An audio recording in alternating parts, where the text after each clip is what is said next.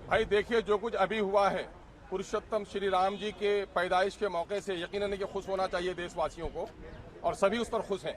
लेकिन उनके पवित्र नाम पर जिस तरह से उनके आदर्शों का चीर हनन हुआ है वो बहुत दुखद बात है। और बिहार में इस वक्त दंगाइयों ने जो दंगे भड़काए हैं 38 जिले में, जो कुछ इन लोगों ने किया है, और एक तरफा तौर पर हर जगह एंटी माइनॉरिटी नारे लगाए इन लोगों ने, और कई दिन पहले से जब से भगवा झंडा इन लोगों ने सड़कों पे गाड़े एक आतंक का माहौल बनाने का काम किया। और उसकी हद तो हो गई नालंदा में 31 तारीख को वहां पर पुलिस के सामने में मदरसा अजीजिया को जलाया गया। मदरसा अजीजिया के में हजारों धार्मिक ग्रंथों को जलाया गया।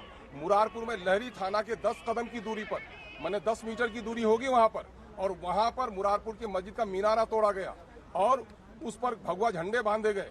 क्या ये सब कुछ 31 तारीख हुआ? उसके बावजूद भी 1 तारीख को इसकी पुनर्वृत्ति क्यों हुई? लगता है बिहार में और पूरे देश में भी माइनॉरिटी के लोगों को कहीं न कहीं से लोग अपने पॉलिटिकल एक्सपेरिमेंट का हिस्सा बना रहे हैं।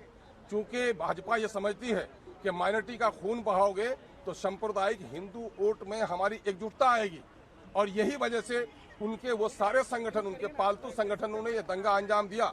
अमित शाह जी कल आए थे, उनको याद होगा कि अमित शाह जी के सामने में नेशनल लेवल के तमाम तरह स्टेट के डीजीपी और आईजी की जो मीटिंग हुई थी उसमें दंगा भड़काने वाले संगठनों का नाम दिया गया था और वो संगठन यहाँ शामिल थी। अगर उन पर पाबंदी लगा दी गई होती तो ये घटना नहीं घटती।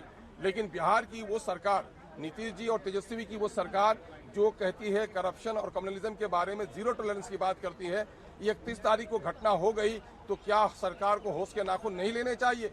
इनके पुलिस के सामने में एक पूरे प्लान वे में फसाद किया गया, और उन्होंने अगर 31 तारीख की घटना से बिहार की हुकूमत सचेत हो जाती तो 1 तारीख को इसकी पुनर्वृत्ति नहीं होती। लगता है कि गठबंधन के लोग भी कहीं न कहीं ये चाहते हैं कि अकलियतों पर धक्का मुक्की हो, इनका खून बहे, इनकी इज्जत टूटे, ताकि डर के मारे हमको वोट दें। हम कहना चाहते हैं माननीय मुख्यमंत्री जी, आपकी पॉलिसी जो कुछ भी रही हो, लेकिन धार्मिक दंगों के ताल्लुक से आप हमेशा एक अच्छा रोल अदा करते रहे हैं। पिछला कई सालों का रिकॉर्ड रहा है कि आपने धार्मिक तनाव पर, भले ही हमारे मॉब लिंचिंग हुए, भले ही गुलनाज की और सनूबर की दिन दहाड़े जान मारी गई, लेकिन उस पर बहुत एक्शन नहीं हुआ, लेकिन आपने सामाजिक तनाव पर काबू पाया है। लेकिन यहाँ आपके गिरिराज में इस तरह का मामला, जिला में इस तरह का मामला हुआ, जिस नालंदा को सजाने और संवारने में आप लगे हैं उसको कलंकित किया गया और आपने फौरी तौर पर इसे कदम नहीं उठाया। ये बड़ा दुख का सवाल है। आपका जो भी अब तक बयान आया है, आपने उन लोगों का, जिन लोगों की क्षति हुई है, उनके मावेजी की कोई बात नहीं की है। आप दंगाइयों को, मुजरिमों को फौरी तौर पर गिरफ्तार कीजिए। जिनकी क्षति हुई है ऐसे लोगों की क्षतिपूर्ति की बात कीजिए, और आइंदा इस तरह की घटना न हो, सरकार संकल्प ले, और जिन पुलिस कर्मियों के लापरवाही के नतीजे में हुआ है उस पर भी आप कार्रवाई करें। ये मुतालबा एमआईएम करती है।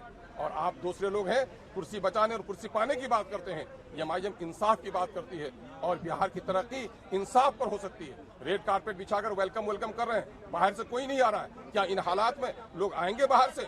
ये हिंदू मुस्लिम सारे संजीदा लोगों को सोचने की जरूरत है कि अगर बिहार में ये वातावरण समाप्त नहीं किया गया, शांति, सौहार्द और न्याय नहीं स्थापित किया गया, तो बिहार का जो नुकसान हुआ है वो नुकसान हुआ है, आने वाले हमारी पीढ़ियों का नुकसान हुआ है।